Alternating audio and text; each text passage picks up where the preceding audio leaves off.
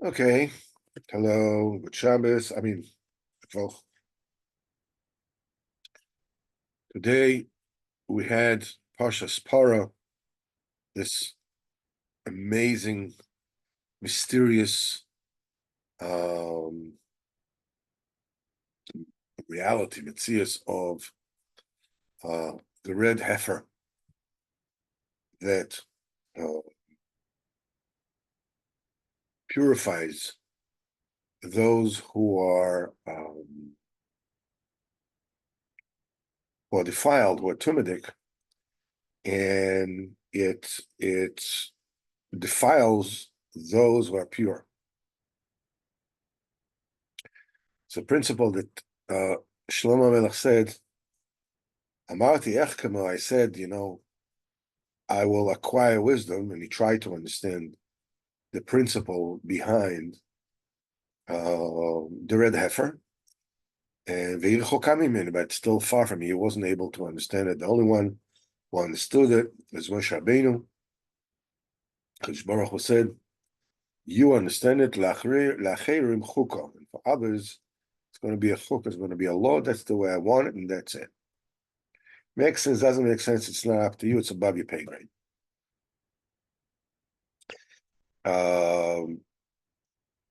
One of the things that you can apply that particular principle to a lot of different things in your life and sort of like try to understand them, at least how it is applied. For instance, pride or humbleness, humility. If a person is humble, too humble, then he can break. In other words, the person feels that he's worthless and he has nothing to bring to the table between him and the Kodesh Baruch Hu. Then, he's humble. What do you want? He needs a little bit of gaiva, as it were. The heart has to feel a certain pride in the fact that you are walking in the ways of Hashem. So pride in such a contingency is actually a purifying agent. It was bring a person who his humbleness, his lack of self-worth is driving him away from Kodesh Baruch. So a little bit of pride, a little bit of self-worth, believing that you are important by Kodesh Baruch makes a little difference. But you take somebody who is into avodas Hashem, who is into learning Torah, and is mutzliach there, pride over there kills him. Okay. Tonight, Baruch Hashem, we have the yortzeit of the Rebbe Elimelech, the great Rebbe Elimelech of Lizhensk, who Rabbeinu has in Sipurei Maisis. There's a story of very, very complex story of the seven beggars, and these stories supposedly, within the story is taking place over 7 days of the Sheva Brachas of a couple of orphans. And during the first day, Rabbeinu speaks about the beggar. There were 7 beggars, and the first beggar comes and he tells a story when it comes in the Chasana, how there was I don't know if it's a light tower or some kind of a tower. I think it was a light tower, and the ship was wrecked, and all the people in it went up to the tower, and in the tower each one told the oldest memory that he has. And the first one said that he remembered when the tide the apple from the tree, and the second one said that you remember how the apple the apple was growing on the tree, and so forth and so on, all the way up to a point that the existence of the apple, of the seed, was still in a level of potential, on a level of theory. And the beggar said, and I was there as well. Now, each one of the storyteller told the story according to his chronological age. So the oldest one told the story. He remembers how the apple was cut off from the tree. And the younger one says, I remember that story. And I also remember how the story, how the apple, started, becoming from a bud to an apple, and so forth and so on. So each younger person told a story, said he remembered the story that his elder said, but I remember also another story, even older than that. So all the way until the point where they said that the one remembers, the idea that the look of the apple before it came into the seed, and the taste of that before it came into the seed, and so forth and so on, all the way up to the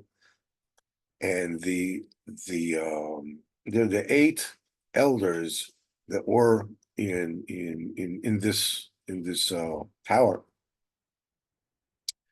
each one reciting an older memory. And the younger the person was, the older the memory he was able to recite. And this beggar said that I was there as well, and I was just a baby. And I said, I remember all these stories that you said, and I remember nothing. And I also remember nothing. And it was beyond remembering all the different stages of the creation of the apple. I also remember nothingness. Later on, these stories were interpreted by the by the great eagle that came, and he explained to them what the stories were. So the earliest memory was the cutting the apple from the tree. It was when the baby's umbilical cord was cut, and so on. So all the other stages of the memories of these great tzaddikim that remembered while they was still in his mother's womb. And an earlier memory was still before his mother was even impregnated, like the stage of the seed. And then it comes beyond the stage of the seed, like the taste or the looks of the person, whatever it is, before the state of being embedded in the seed. And this remembering nothing talks already a state of beyond the nefesh ruach neshama. There's mamash a level of yechido. And these are, Rabbeinu said that these eight tzaddikim were the eight greatest tzaddikim that ever lived. And it's mekubal by Anash that the Rebbe Elimelech, whose yotzet is tonight, was one of these eight. It is known that he made tshuva for hitting his mother on her chest when he was breastfed, when he was a baby. He made tshuva on that as well. Actually, he burnt his hands. For the tshuva, he actually burnt his hands, and his hand burnt. So his mother cried to HaKadosh Baruch Hu, how is it possible my son will not be able to put on film? So his left hand came back. The known thing, his right hand was atrophied of the fire. And from that day on, the Rebbe Elimelech would, every Erev Shabbos, would go and lift up his sleeves, and go to the kitchen and walk up the sleeves and put his arms on the fire. And the fire was split left and right. It would not burn him. And he would say, Melech, Melech, look, you're such a Russia, even the fire doesn't want to burn you. Rebbe Elimelech, the greatness of the Rebbe Elimelech is beyond, and I mean, this is Yotzai today. Maybe we'll talk. It's a great Indian to speak of him on Moshe Shabbos as well. So, from the Rishus of the Baal Shem HaKadosh, we'll talk a little bit about the Rebbe Elimelech and the story about him. That once there was one of his Hasidim, obviously his Hasidim were great tzadikim and by themselves, and the Choyzef of Lublin was his student. Menachem Mendel of Riminov was his student. Moshe Sasover was his student. I mean, he's called the Rebbe of all the Rebbes. He was a Talmud of the Magid of Mizrich, and he and his brother, Rebbe Zusha, were both incredible tzaddikim, great tzaddikim. Everybody knows about them. And the story with the Rebbe Elimelech that I will tell tonight is a story of one of his Hasidim. I don't know who he was. In those days, it took a long time to travel. And the Hasidim, this Chassid would travel to his Rebbe and will stay by the Rebbe Elimelech for Rosh Hashanah. And then he stayed for Yom Tovim, he stayed, for Yom Kippur. And after Sukkot, he would go home. Now, this Chassid was extremely poor because these people had nothing to do with this world. They were just serving Kodesh Baruch Hu with every single breath that they had. And this Chassid he had daughters that grew up, and it came time to marry them off. So his wife told him, please ask the Rebbe for a bracha so we can have money to marry off our daughters. So he said that he would, and he got to Mezhibozh, to Lizhensk, and he got into the avodah of Elul, Rosh Hashanah, Sukkot, Simchas Torah, Yom Kippur, obviously, and he totally forgot about it. And every year it repeated, just would come home and she asked him, did you get a bracha? And he says, he forgot. So his wife told him that that year's trip, she's coming along with him. Well, what are you talking about? She's coming along with him, and if he doesn't want it, he has to swear to her that he will ask her Melech for a bracha, and also be able to marry off the daughters. No, he had no choice, so he swore to her, and he went to Lizhensk, and he promptly forgot about it. And in those days, before you left the Rebbe, you take reshus. You come, you say goodbye, you say permission to go. Sometimes the Rebbe would tell him to stay, whatever. So in the little house where the Rebbe Melech was, you see this Chassidim, there was an inner room and there was an outside room. There was where the Gabbai was sitting. And when he was on the outside chamber, suddenly he remembered the fact that he swore, or gave his word. I don't know exactly what the case was, to his wife that he will ask Rebbe Elimelech for parnasa, and he didn't know what to do. Here he spent, half a Chodesh Tishrei,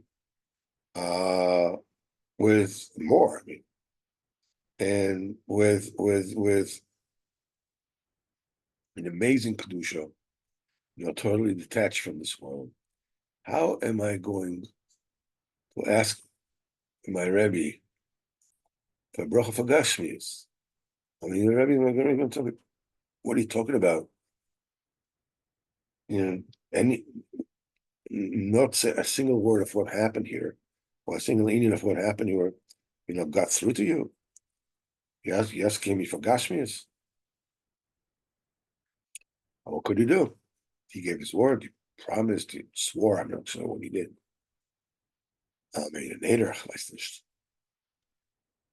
So when he went in, he was shaking in his boots. And he told the Rebbe Elimelech, please forgive me, but I give my word to my wife that I will do it. We have daughters we have to marry off. My wife pressed me that I should ask you for a bracha.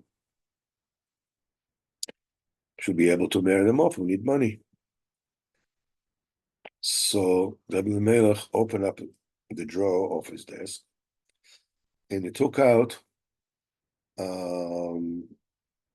5 pennies.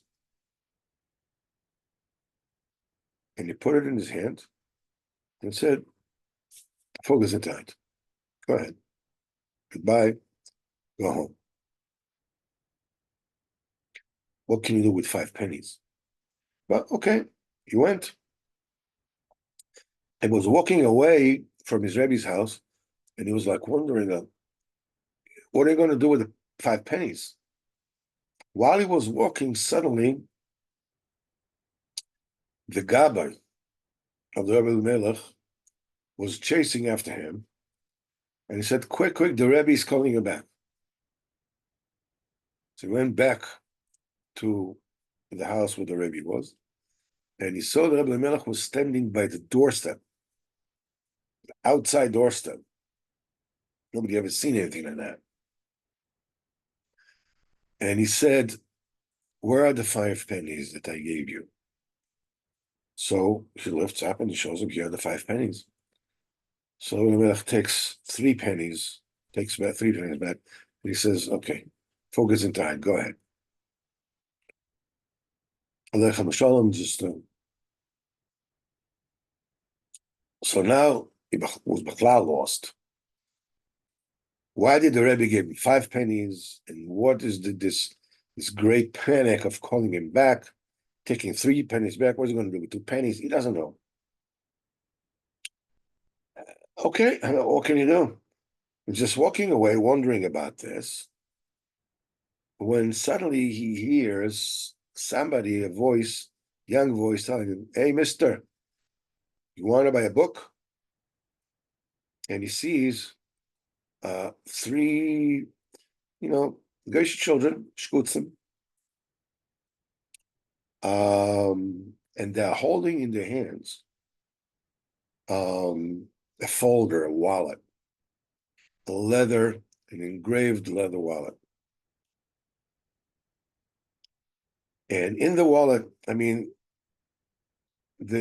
money did not look the way it looks now. There were promissory notes, basically all the way to the Second World War. That still existed, things like that. And it was rather big and it was thick. And there were basically what we consider millions in this thing. But being that these are country bumpkins, they have never seen a wallet with money like this, ever. They didn't even know what it was. But they thought it was a book. Now, Jews read books. So they found this wallet, and they wanted to ask him if he wants to buy it. So he asked them, he looked at it, and he asked them, how much do you want for it? And they said, we want 5 pennies for it.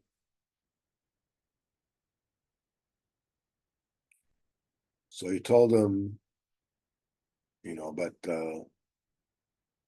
I don't have 5 pennies. I have 2. And I said, no, 2 is not enough. We'll take this book to the priest in our village. He loves books also. We're going to take it there. So before they left, this kid had an idea. He said, listen, I'll tell you what. The wallet, the folder in which those bills were in was beautiful. It was leather, machined leather, worked leather, beautiful. And the promissory notes were just papers. So I said, listen, I'm not interested in the cover and in the wallet. I'm only interested in the pages. I want to read the pages and understand the. Tell you what, I'll give you 2 pages. You give me the pages, and you keep the wallet. So the kids like the idea. I mean, obviously the wallet was worth a lot more than just these stupid pages. And he gave him the 2 pennies, and they gave him the pages. But basically, it's a fortune, mamish a fortune. And he put it inside him, whatever it is, and he started to go away. When out of between the trees over there of the forest steps a horse, and on the horse sits a soldier with a drawn war horse, big, with a sword, and he tells him, "Don't move." He's standing there, not knowing what on earth is going to happen. And more soldiers come, and then into that area comes another horse, and on this horse sits a general. Turns out the general lost the folder with all the money of the entire platoon. That's it. And everybody was looking for him. And he asked him, "Did you find a wallet with money?" And he says, "No, he didn't find a wallet with money." So, I mean, the kids were still there. The kids were there, they had a little bonfire that before that happened, I'm sorry, I forgot to tell you a little. Before that happened, the kids started arguing how they're going to divide, the 2 pennies and the wallet, the book cover. So the bigger boy said, "You take a penny and you take a penny, and I keep the cover of the book." So they said, "Oh, the cover of the book is worth 3 pennies. Why should every one of us take 1 penny? He take the cover of the book was 3 pennies." Kids started fighting. This is pulling this one, is pulling that, and the cover, the wallet, fell into the bonfire, the flame that they had there, and burnt. And that's when the soldiers came. The Yid was watching everything, and the soldiers come, and all the other soldiers came, and the general came, and the general told he lost a wallet with all the paper of that unit of the army, and asked him if he found it, and he said he's not the one who found it. And so he asked the children, "Did you find a wallet with money here?" Kid said, "No, we never found it. Wallet with money."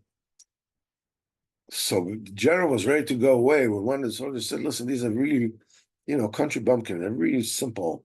So they have probably never seen a wallet in their lives. Ask them if they found a book. They found a fancy book." So general asked him, "Did you find a book here?" He said, "Yeah, I found a book." So general's asking, "Where is it?" So they point to the fire. General gets off the horse. He takes out his sword and shifts through the embers of the fire, and there it is, a burnt book. And he was ready to kill those kids, and the kids ran away. And the general mounted his horse, and he left, and all the soldiers left, and this Yid was standing there, stunned. Now everything was clear. So he turns back, goes back to the Rebbe Elimelech. And when he came to the the chamber outside of the room of Rebbe Elimelech. The Gabbai was sitting there. He says, "No, you can't see the Rebbe." But the Rebbe left him a message for you. And he said, "You had two kashas on your Rebbe. You got both kashas answered. Why 5? And why he took back 3. Make sure to never, ever question your Rebbe ever again."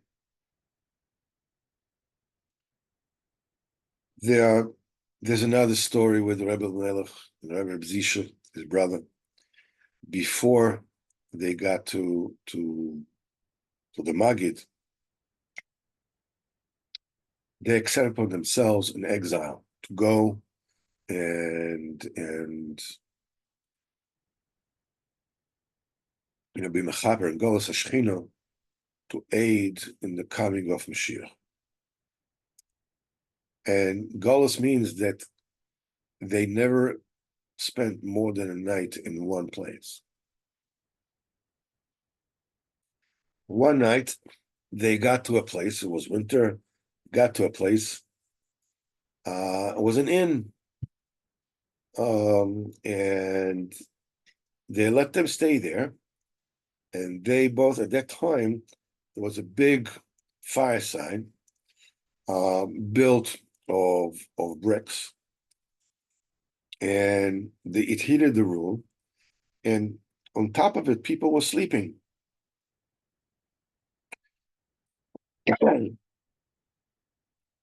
So the Rebbe Elimelech and the Rebbe Zusha, they weren't on top of it. The Rebbe Elimelech slept inside, towards the wall.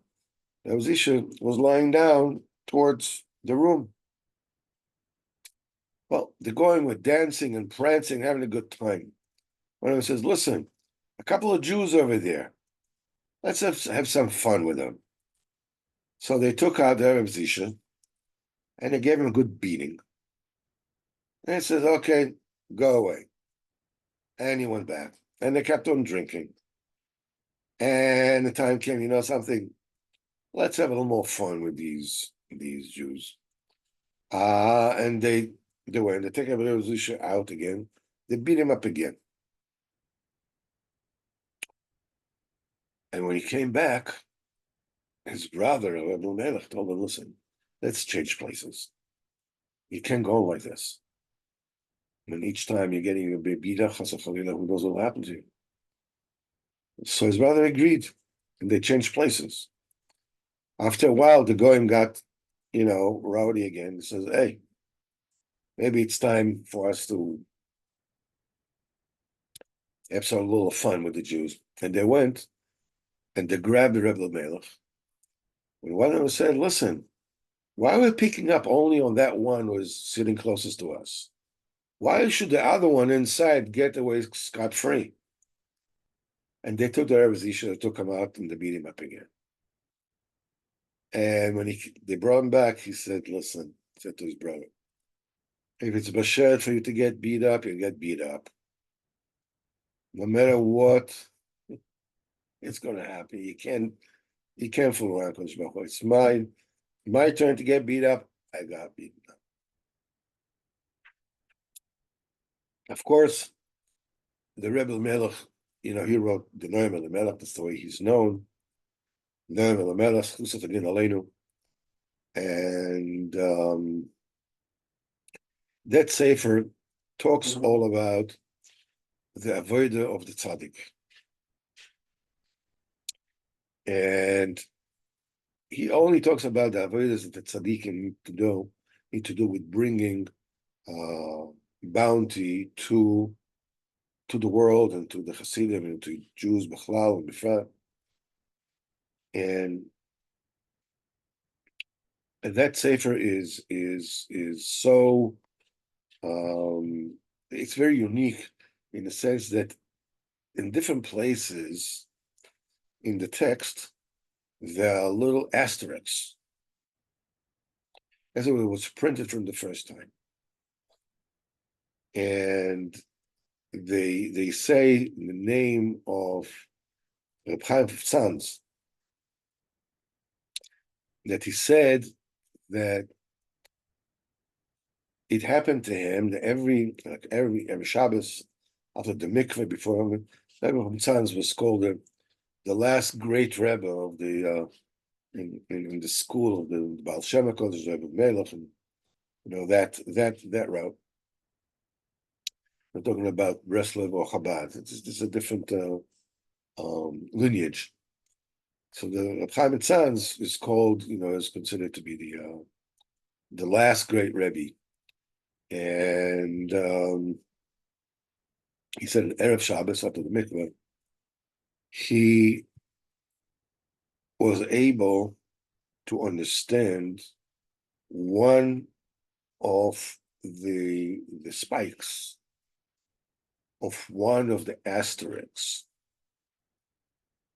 in the Seven Elimelech. He was able to understand one more. Say about another chassid. I know the Moshe Lebsasover, I'm not sure which he is from Zizichov, I'm not sure who, and that he wanted to write Pirish on the Noam Elimelech, the Sefer Noam Elimelech. And he said that at night, in a dream, they showed him, they took him in a place of a huge library. And there were like thousands of books there. And something was foreign, and there was one, I don't know if there's thousands, or all the Sfarim was shining, or there was one sefer that was shining amongst them. And he was told, this shining sefer, or this particular sefer, is the Noam Elimelech. All the thousands of Sfarim you see here are Perushim that have been written by the tzadikim in Gan Eden about the Noam Elimelech. Says, you want to write Perish of Noam Elimelech? He decided he's not going to write a Perish on the Noam Elimelech.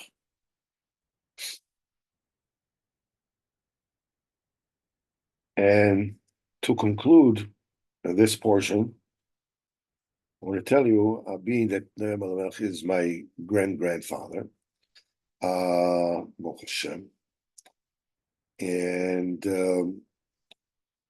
some years ago, I was able to put together a certain something that he says in his Sefer Noam Elimelech, and something Rabbeinu says, and put them together and come up with a word that I want to say, L'chevod Noam Elimelech,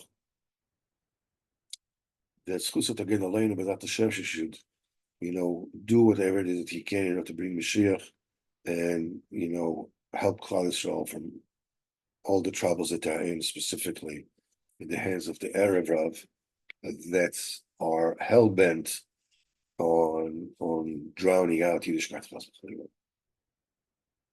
also from the Arabs and everything. So in the Noam Elimelech, the Noam Elimelech says something extremely interesting. There is a saying, the Gemara brings it down. It says as follows: Kol Hadar, anybody who lives, Be'eretz Yisrael, who lives in Eretz Yisrael, Doime, he resembles, he's like somebody, Dome Kemi Sheyesh Lo. He's likened to someone who has Hashem, who has God, who has a deity. And the Gemara started, Chazal continue, Kol Hadar b'chutz la'aretz, anybody who lives in chutz la'aretz, Doime Kemi she'en Elokan. He's like someone who is likened to someone, somebody who resembles, somebody who mimics, like somebody who has no God. So the Rebbe Elimelech, I don't remember obviously the pshat that he says over there, pshat in Rebbe Elimelech, but he says a very interesting kasha on the syntax, the words of how this. It basically says anybody who lives in Israel, is like he has a God. Anybody who's chutz is like he doesn't have a God. So the Melech says as follows: being that it says anybody that lives in Eretz Israel, doime kemisha, in other words, he resembles, he's like someone that doesn't have a God. But really, he does have. He just resembles somebody who doesn't have. But really, he has. When you take a look at the words that Chazal are using, and they're saying, anybody who lives abroad,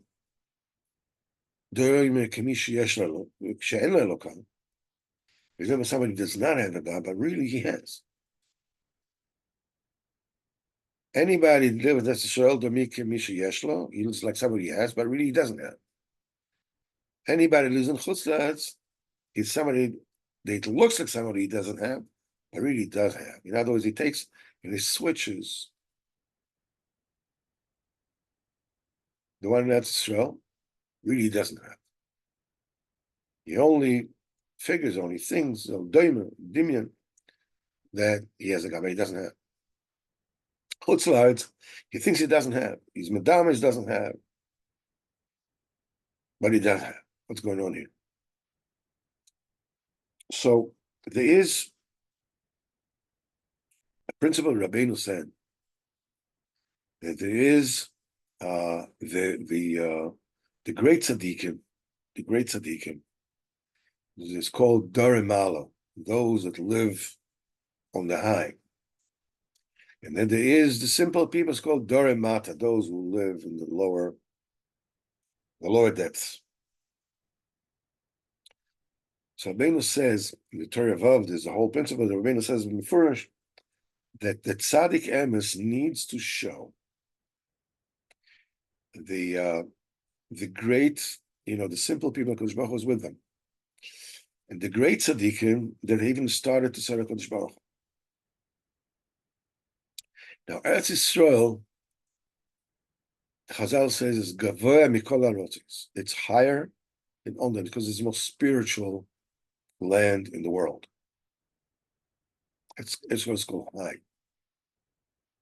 So maybe you can put the two words together, where Rabbeinu says and what Rebbe Elimelech is saying, and therefore understand is as follows. Call Adar b'chutz la'aretz. Anybody who lives in chutz la'aretz, who is Daremata, who is broken and downtrodden. Doima, he figures, she'ena lokari, he doesn't have a God, because Baruch is far from him. But really, be'emes yeshli, he does. Just imagine he doesn't have it, he really has. Baruch is with him and by him. Kol Adar b'Eretz Yisrael, this is Darei Malo, these are the great people that Doime Kamisha Shalokah, he figures that's it. He got Yiddishkeit in his bag. He's in. He's got it. You have to show him that he hasn't even begun to serve a Kodesh Baruch Hu. Be'emes anyway, he doesn't have anything. Just a dimion that he thinks that he already has. So this, both versions are understood. Dore Mala and Dore Mata. To make him Yeshlo, Madame, he's a stink, maybe he had it. Dore Kamisha. Atkan, the combination between, the word, something that Rebbe Elimelech is saying, and Rabbi Nachman is saying, put together at Hashem's, which Baruch should help us with Hashem with hopefully that word is a nachasruach that Rebbe Elimelech, Rabbi Nachman, That Hashem will all be zecher to Yeshua Shleimus. That Hashem is koyach, especially tonight. That Hashem will be if we're Shleimer to Carlin, Selma, Bas Florence Fager, and Oded Ben Chana, and all those who need to have shidduchim, that Hashem will get married. All those who need to get healthy, that Hashem will get healthy. All those that need parnasa, that Hashem will get parnasa. And Shemach Hashem will be mala, our karnenu, our importance, mala, and lower the importance or the perceived importance of all who wish us bad, down and down. Ad Khan about the Rebbe Elimelech, and obviously, this sits very well together with the principle of paraduma. That if you think you're in HaKadosh Baruch Hu in the bag, you haven't got anything. If you think that you don't have anything, HaKadosh Baruch Hu is right there with you. So, Baruch Hashem, that fits together with Parshas Parah. Let's take a quick look here in Sichos Haran for this week. And here we're talking about now sicha 235. This is obviously very, very important, especially now that we are on the way to Pesach. So this is a very important principle that Rabbi puts down. It's already said in Mekuv Tanina, Sima Memdalet 44. Rabbi was warned us very much. Do not be too stringent. Do not be too stringent in anything. Kadosh Baruch Hu is not complaining, he's not looking for you like he's not a bear, he's not somebody who's looking to catch you, faltering. Kadosh Baruch Hu, the Torah is not given to angels, it be bring to people. And he said there that it's proper for every person to pick for himself one mitzvah. In this particular mitzvah, he should be medakdek, he should be very particular, mekayem this mitzvah with all the chumras, all the dikdukim, one, whatever it is. By the way, Anash, the Breslev, took it to the mitzvah of Netilas Yadayim. Netilas Yadayim is we'll talk about it in a minute. It says a person should take one mitzvah, choose a mitzvah, and be very particular. Be mekayem this mitzvah with all the chumras, all the dikdukim. We always saw in the Gemara, Masechah Shabbos, Avicha b'mazer etfer, your father. What was your father more particular, more careful? Which mitzvah? He says, "Oh, gam ba'isa mitzvah, and that mitzvah too. Ali koretz b'chom shel shigoyim v'shtus smar shchayra. Don't go out in all kinds of stringencies and madness of shtus smar shchayra. Just be mekayem, keep this mitzvah, bli shigoyim b'chol chumis. Be medakdek, but without craziness. Don't go nuts. Abishah mitzvahs. And tzrichim la'achmir klal. You don't need to be stringent at all. V'alevai shenizkeh lekayem et kol mitzvahs haTorah kipshuto. Avai b'zocher to be mekayem al mitzvahs haTorah simply the way they are, lisham chumras, without any stringencies. V'gam b'inin chumras yiseres b'Pesach. This is in Am Yisrael, it's a minute to be machmir very much on Pesach specifically. Some people, put the matzahs in the bag, don't even on the table. Anything that falls down, forget about it. It's like, if a fork falls down, that's it. The entire Pesach is going. All kinds of chumras. The extra signature in Pesach. He didn't agree with it at all. On those are marbin adakdek, those that are looking to be too precise, and they get in Marashchoira, and he lengthened the sicha. Why? Because one of Anash asked him for the bracha a question about some kind of chumrah in Pesach, how to behave with it. Rabbeinu, made fun. It didn't make fun of him, but just blew him off. And he spoke at great length of this Indian, You should not look for chomesis, for extra tendencies and shigan and craziness and bilbul and confusion. And he says that he himself was also, steeped in this Indian. That he would think of all kinds of extra stringencies, and one time he thought about the water for Pesach. Maybe there's something in the water that drawing, and if he will prepare for himself water for the entire Pesach, like some people, some people do, this is also not good enough. But how can you keep this water very, from Erev Pesach, all the days of Pesach? Maybe something will fall in, and he wasn't happy with that. And the only thing wasn't good for him, except waters that come out of the fountain will keep on coming out, and new waters are coming all the time. But in the place where he, Zichron Livrocha, was sitting, there wasn't such a fountain. So he thought maybe he should go and Pesach on a place that there is such a fountain. And this is how he went into all these extra stringencies and Marash Chairo and extra dikdukim and stringencies. He said, but today he's making fun of this whole thing. You don't need it at all.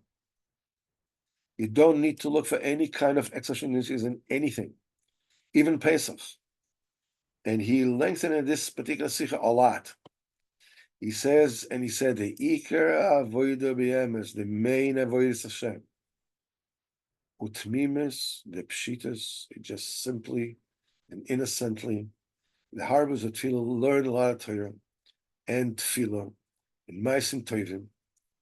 Lebila chapes davka humorous says, don't look for extra stringencies, stringencies. Just go in the way of our forefathers. The Torah was not given to Malach Hasharis. And he says, for this the reason why the from world left the Chochmas Adikduk, the grammar, Chochmas of grammar. They don't deal with it at all. Kidikduk grammar you don't need at all. He says the Indian of grammar, Chochmas of grammar, and Chochma of looking to be yotze every single possible. It's not necessary. You don't have to be medactic on yourself to looking for extra chumras. And he spoke about it at great length. He says, there's nothing that'll be chiyuv b'dafka that the in love, who knows what. If you can do it, you do it. In love, of course, we're talking about, that's three mitzvahs of Yarig and Malayava. We're not talking about those. Anything else. If you can, you do it. And if you can't,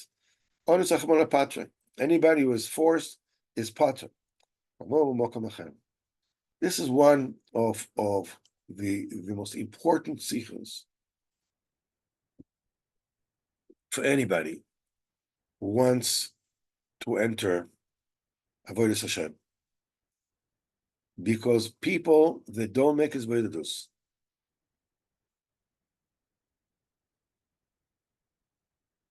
are filled with will to do the Ratzon HaKadosh Baruch Hu. I have no idea how. So they figure, something, I'll take the mitzvahs and I'll do them extra more chumradik and more.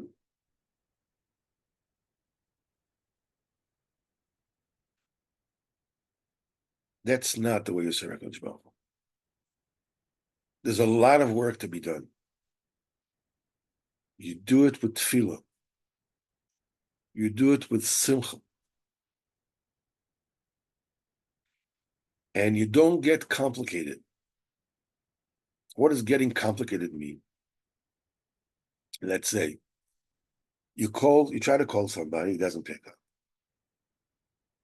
So you figure out, you tried yesterday, you spoke to him yesterday, and he was cool to you.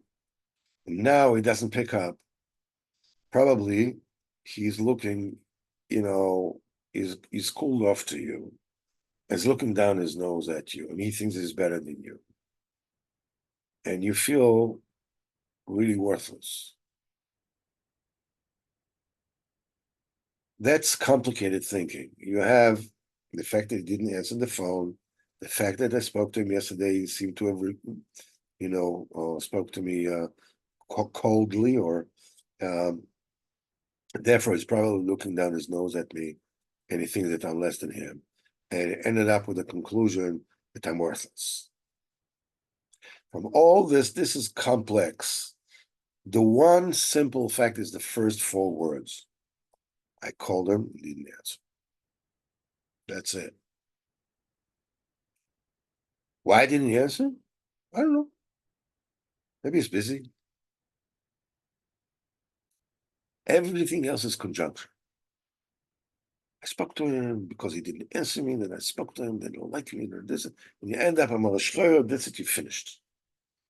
That's the thing that kills simcha. Marashchoyer is you ask HaKadosh Baruch Hu, you matzliach with everything you do, and just do the mitzvahs with simcha, pashut, simple, and be happy that you are who you are. HaKadosh Baruch Hu is with you, and He's by you, and He loves you. As long as you want to do what HaKadosh Baruch Hu wants you to do, you come closer to tzadikim, Mizat Hashem, HaKadosh Baruch Hu is with you, by you, you say the Shema, you matzliach with everything. Hashem Yazov Mizat Hashem, matzliach with everything that we do. At Hashem, we'll see Yeshua Shleimo, Mizat Hashem, Geula Shleimo, Sichos Rebbe Elimelech, Sichos Haran Aleinu, Rebbe Nachman, Sichos Haran Aleinu, Val Kol Yisrael, at Hashem, B'Yis Mashiach Tzidkenu, B'Nei B'Smigdash B'At Hashem, B'Mehera B'Yameinu, Amen.